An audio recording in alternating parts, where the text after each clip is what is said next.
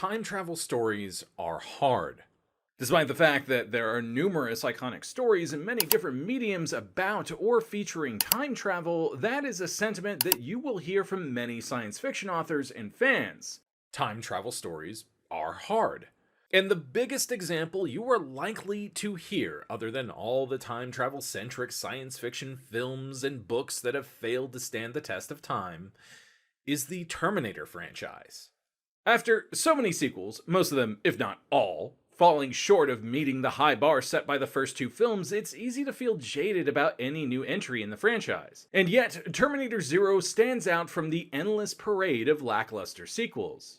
And mainly, this is because it doesn't try to recreate the iconic moments or lines in the first two films. And if it does so in a way that is understated and subtle, as opposed to being in your face like some studio exec waving a flag and screaming, You see, he said the thing you liked in that other thing you liked. So many franchise films do this. It's almost to the point where if I hear a "get away from her, you bitch," or an "I'll be back," or any other iconic line in one of these sequel boots, the need to roll my eyes intensifies by an insurmountable degree. But Terminator Zero is not interested in nostalgia for nostalgia's sake. It's here to tell you a standalone story set in this strange world where a rogue computer tried to wipe out humanity. Since watching Terminator Zero, I think I've figured out why this seems to work better than any of the sequels that have come after T2. And it's got me wondering if this franchise has a future after all.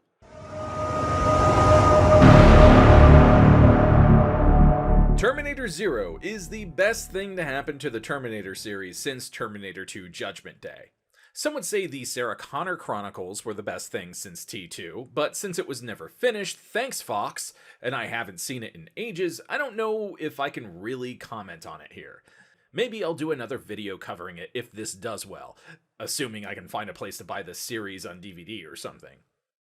In Terminator Zero, the Resistance in 2022 discovers that Skynet is about to send another Terminator back in time to once again end the war once and for all. This time though, both the T-800 and the Human Resistance Fighter are going back to 1997, just hours away from when Skynet becomes self-aware and nukes the Earth to Kingdom Come. With a summary like that, you might wonder if this is yet another story with a recycled premise. And the answer to that is yes and no, because this time the Resistance and Skynet have the same mission. Stop Malcolm Lee from bringing his own artificial intelligence, Kokoro, online.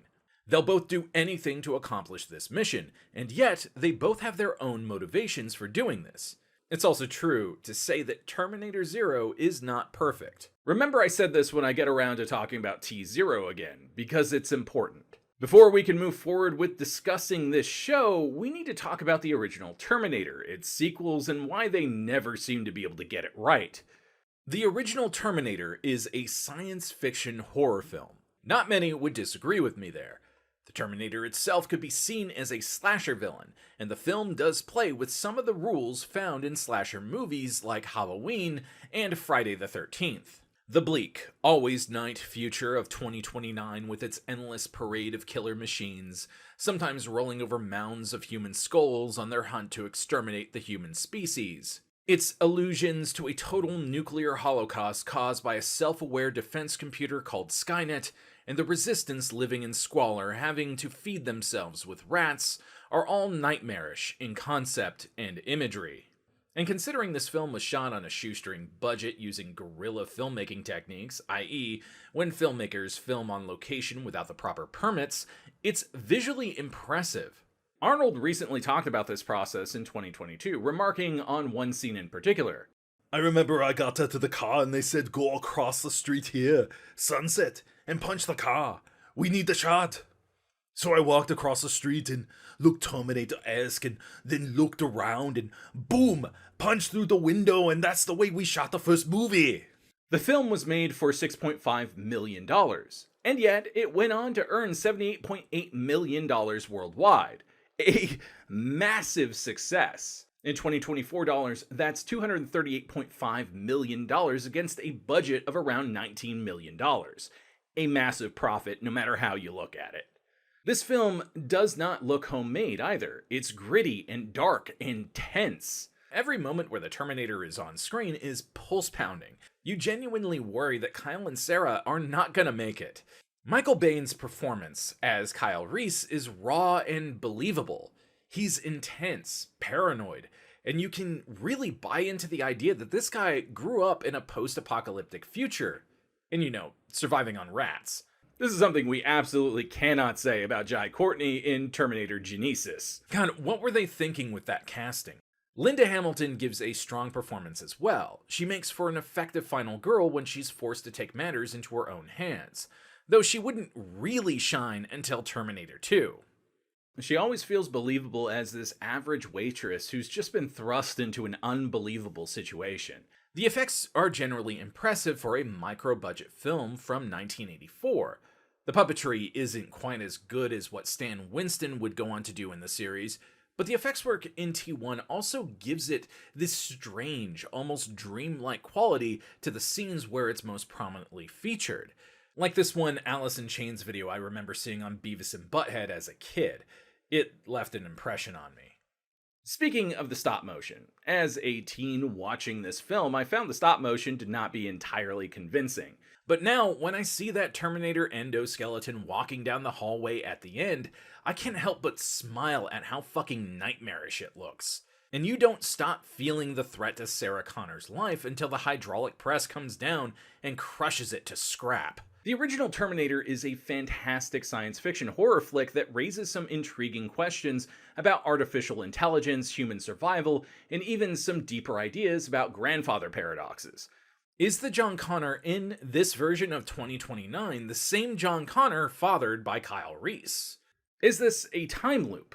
The mystery is certainly more interesting than any answers we could possibly get. And thankfully, Terminator 2 doesn't go out of its way to give any concrete answers, other than how Cyberdyne was able to create Skynet in the first place. Terminator 2 Judgment Day is one of the greatest action films ever made. Growing up, it was hands down one of my favorite films. While I liked the first film, I never gave it much thought. It was always overshadowed by T2. The idea and consensus being that who needs the first one when T2 is just so much better. And yet, in recent years, I've become a bit more divided on that subject. I actually prefer the atmosphere and horror elements in the first film to the bombastic action and subtle comedy of the second film. I still love T2, don't get me wrong, but I think it's a bit like the situation between Alien and Aliens in a way. Some people love the first one more than the second, some people love the second more than the first. And while The Terminator is certainly not a masterwork when compared to the original Alien, I still think something was lost when changing the tone in T2. Maybe making T2 as gritty and scary as the original would have hurt its chances at the box office. I don't know. But on a recent rewatch, I couldn't help but sigh when I heard Bad to the Bone start playing as the T-800 came out of the bar, completely ruining any question as to which machine was the good guy in the film. To be fair, this is something that the trailer already spoiled, but still. Now, to be clear, Terminator 2 still has some horrific moments in it. Sarah's dream sequence where her past self and a bunch of children get nuked to hell in a playground gave me fucking nightmares as a child. And the T-1000 is genuinely menacing. I wouldn't change Terminator 2, except for getting rid of Bad to the Bone in that one scene. I think that would help the film a little bit. But I definitely wish it was easier to watch the director's cut, which has some helpful scenes in it, such as the read-only deleted scene and the one that shows the T-1000 glitching when it touches surfaces at the end. And I refuse to buy the 4K version of the film because holy shit, did James Cameron and the restoration team butt-fuck the movie with AI.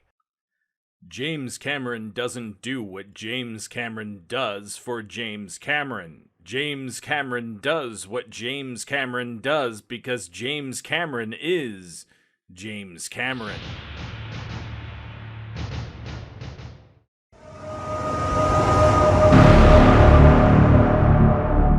Now, T2 could have been the end of the series. It gives us a pretty definitive end to the story. But anyone familiar with the development of Terminator 3 knows that Cameron was interested in doing a third film, and got really pissed off when the people from the now-defunct Carolco Pictures, who helped make Terminator 2, created a new company called C2 Pictures and bought the rights to the Terminator franchise. Well, that's sort of how it goes. Now, Some versions of the story suggest that Cameron was pissed that they did this, having hoped that Fox would be the ones he would be making a deal with, and at some point he made the following statement. I don't control the rights, and to build value in someone else's franchise really doesn't make sense. There's a lot of conflicting information out there on the situation, and I really don't want to talk too much about the studio drama or Cameron's own conflicting statements on whether or not he'd make a T3. There are plenty of other channels that do that. This is a storytelling channel. Terminator 3, Salvation, Genesis, and Dark Fate all share a unifying issue, and that's the fact that they're very obviously underwritten. Not good, not bad, but just a middling okay. Terminator 3 rehashes the same time travel shenanigans from T2, but does it worse. The twist that Judgment Day can't be prevented this time is good, but taken in context with the general silliness and subpar writing lessens its impact. The TX has some interesting capabilities that would go on to be rehashed in Genesis and Dark Fate, but the over-sexualization of Kristana Loken gets in the way of making her feel as menacing as her predecessors. And to this point, it's not that all sexualization in media is immediately bad or doesn't serve the story, but T3 does it in a way that is just Obvious in a way that makes it feel like it's trying to appeal to horny teenage boys. Even the TX's full title, Terminatrix, is obviously sexual, being a play on dominatrix, and it would have worked so much better if she was just called a Terminator. It's so bad that there is a scene where she has a fucking orgasm when tasting John's blood, and another where she pumps up her tits in a way that feels like the director is saying, "See? She's hot! See? See?"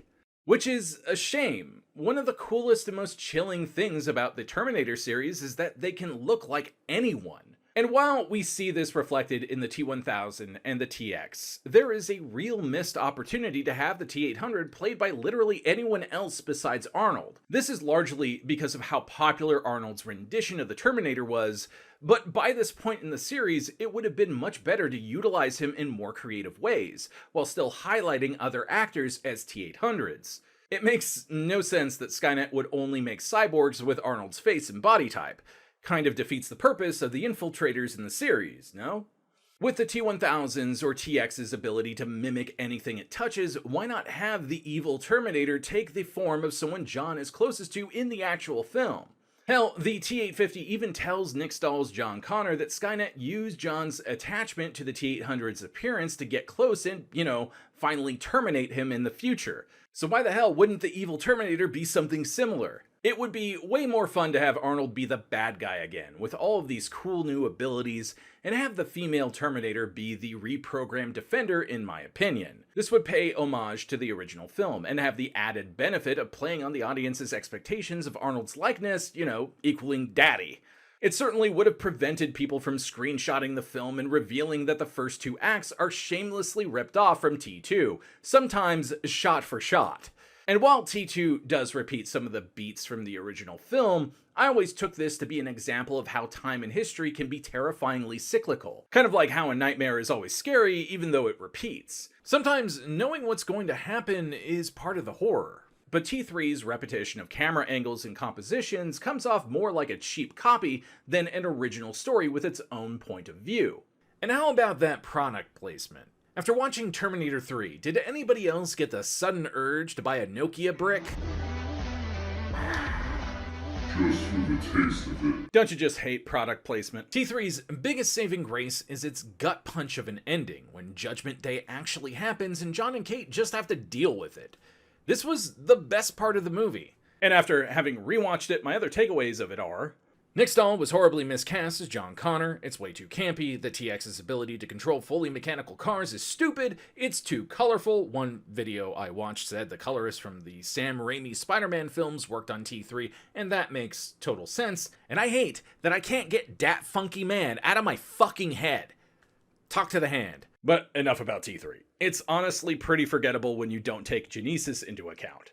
Let's move on. Terminator Salvation's biggest flaw is its terrible writing and the fact that, for a franchise known for its strong writing of female characters, it's the entry that does the most damage to that reputation. But it's also not very well shot, and the story barely makes any sense. Which is sad, because I could totally see a story like this working really fucking well. But we'll get back to this one later once we've talked about Terminator 0. Genesis is awful. No, really, I'm being serious. It's got some cool ideas and makes the bold choice to fuck up the timeline in some interesting ways, at least on paper, but the execution is dog shit. It's just all over the damn place in terms of quality. And once again, the humor is just too in your face. Dark Fate is actually the best out of all these sequels after T2, but that's not saying much, since its characters are fucking paper thin and the story trades bombastic and frantic action scenes that do not look believable in any sense for actual character development and original storytelling. Which again is a shame, because Linda Hamilton puts in an incredibly fun performance as an older Sarah Connor who has nothing left to lose. And before you ask, yes, I rewatched this one, Salvation, and Genesis as well. What's that thing the Nostalgia Critic used to say? I did it so you don't have to. Jesus fucking Christ, some of these sequels are bad. But they didn't have to be. Every one of these could have been great stories. And the proof is in Terminator 0.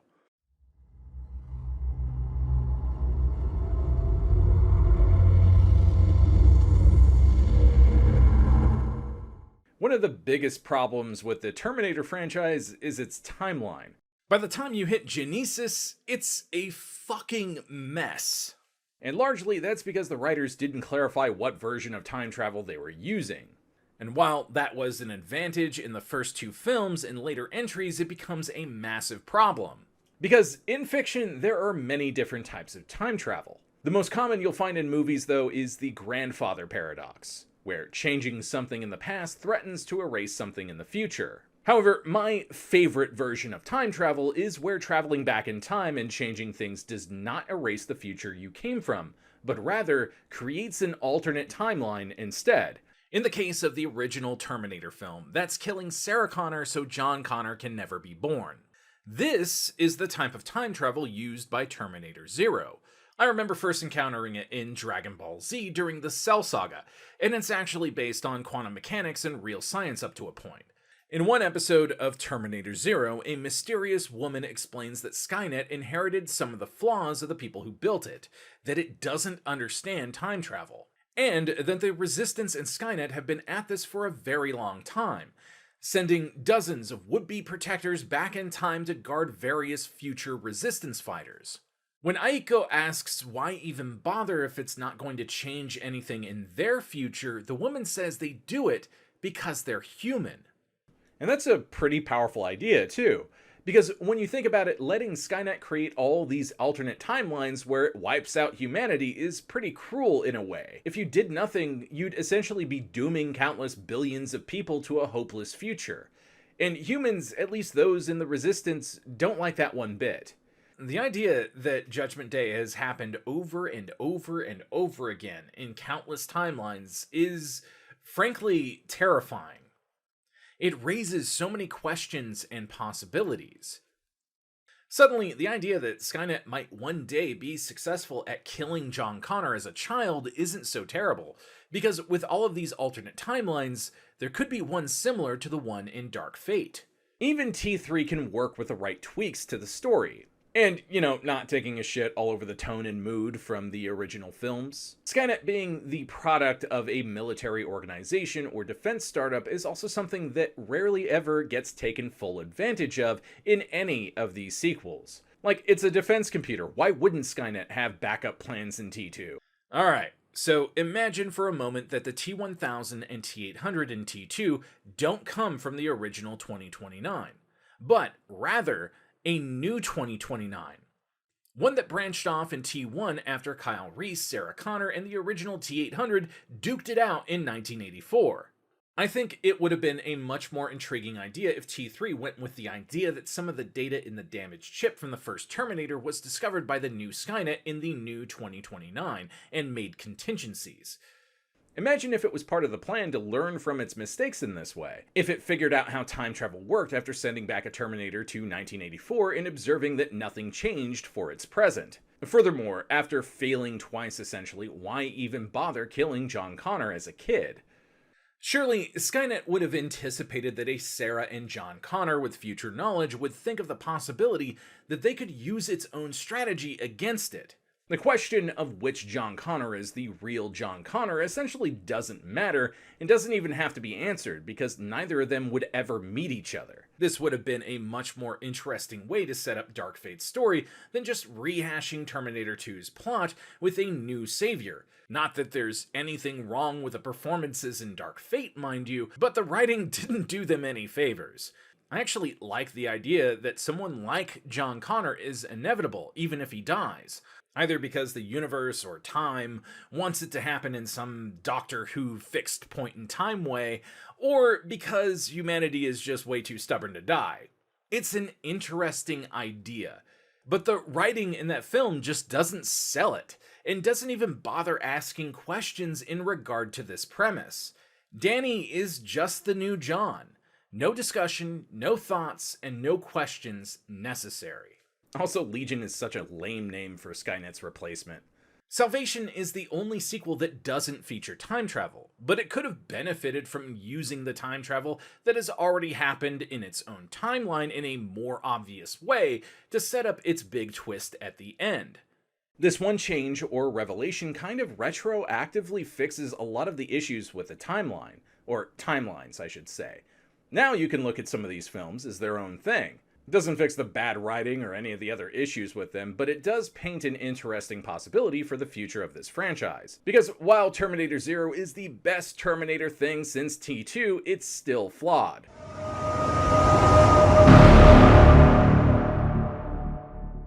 I really like Terminator 0. While the writing and characters are good with solid motivations and a wide range of personalities, there are a few things that bother me about the show. T-Zero's biggest critics will point to yet another recycling of the time travel plot in the original film. That yet again, we seem to be following a Protector and a Terminator sent back in time to eliminate a target. I don't see an issue with this personally. There's just enough that's new here that I feel it took that premise and added something to it with the new time travel mechanics. Many of these critics, who just don't like anime or the tropes associated with it, will also complain about a human being being able to push back a 400+ pound T-800 with martial arts, but that's a pretty minor nitpick in my opinion, and it's not like humans haven't been able to hit a T-800 in the past. It's not like they're actually damaging the thing. No, Terminator 0 has a different problem. The philosophical discussions between Malcolm Lee and Kokoro are often pretty dumb. They sound very much like a high schooler's introduction to philosophy and miss many points that Malcolm and Kokoro would more than likely have brought up. Like, why didn't Malcolm bring up art as a pro for humanity, and why didn't Kokoro counter that by saying that art can be transformed into propaganda, or other stuff like that? T-Zero also wants to hold on to the very predictable twist that Malcolm Lee is from the future until the very end, when I don't think he should have hidden this from Kokoro or the audience for that matter. He could still hide it from the rest of his friends and family, but it seemed fairly arbitrary to hide this from Kokoro, because the audience picked up on it pretty easily. She could have not believed him, and he could have had to cite things to prove that he was from the future leading up to this climactic conversation before the end of the world. Lee went back in time to 1987, so there's plenty of time for him to have made predictions, and if Lee's timeline is the same one resulting from the events in T1, then it's possible that the incident at the LAPD precinct and the T-800 and all of Sarah Connor's antics leading up to her being committed would be common knowledge to the Resistance. Still, T-Zero is an enjoyable and tense ride. And hopefully, if we ever get another Terminator film, the writers will pay close attention to the interesting things that Metz and Tomlin contributed to the lore. Because despite what some authors and fans of science fiction will say, time travel stories can be really fun, and they can ask profound questions about the nature of reality and humanity when done right. The stories that use time travel just need to remain consistent in how their time travel mechanics work, even if the characters themselves don't always understand how time travel actually works in the universe. I mean, we don't understand how time travel works in real life, or if it's even possible. Other than using relativity and the way that gravitational fields distort the flow of time to go forward in time, that's totally a real thing. So it makes total sense that the Resistance and John Connor wouldn't understand how this shit works either. They're panicking and trying to save their species. And I even think it's a neat idea that Skynet could inherit some of the flaws of its creators and also not understand how time travel works either, especially if it's only really interested in defeating its enemy. Hell, it might not even care to find out how time travel works. We don't actually know how Skynet got the tech to go back in time in the first place. It could have been in development by Cyberdyne or some other corporation they bought. All this could have been used as an interesting backstory element as well. In any case, I want to know your thoughts on Terminator Zero and time travel stories in general. Did you enjoy Terminator Zero? Do you like time travel stories? Why not? Let me know in the comments. And if you enjoyed this video, be sure to deploy your likes, check out the links in the description and pinned comment, and share this video with someone who loves learning about storytelling. I'm Eric Malikyte, and I'll see you next time, Space Cowboy.